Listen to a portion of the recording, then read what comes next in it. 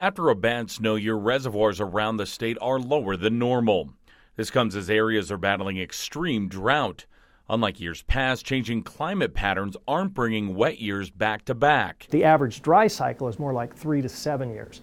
And so we have dry cycles more frequently than we do wet cycles. And when we miss those wet cycles, that's when we get into these deep, bad droughts like we are now. A major concern is that climate change will bring diminished snowpack, which is where most of our water is stored. With longer dry seasons and less precipitation predicted in the winter, scenes like this could become all too common around Utah. And in the end, experts say that we need to find a way to use less water. When we ask Utahns what things they're worried about when it comes to growth, water is at the top of the list. Ari Bruning is president and COO of the nonpartisan group Envision Utah, which looks at different options for responsible growth. The group says at some point Utah will need to build more water infrastructure, but in the end we'll have to use less than the 243 gallons a day the average Utahn uses.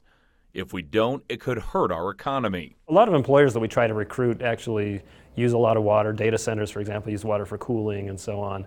And so water can be a constraining factor on economic growth, especially if there's a perception that we don't have a plan in place to provide the water that we need. A possible El Nino could bring some relief this year, but experts say it will have to be far above average. Not 110%, we need 120, 125%. We have a year like that and we'll be okay next year. But if we're at 80%, next year we will have restrictions and the price of water will go up.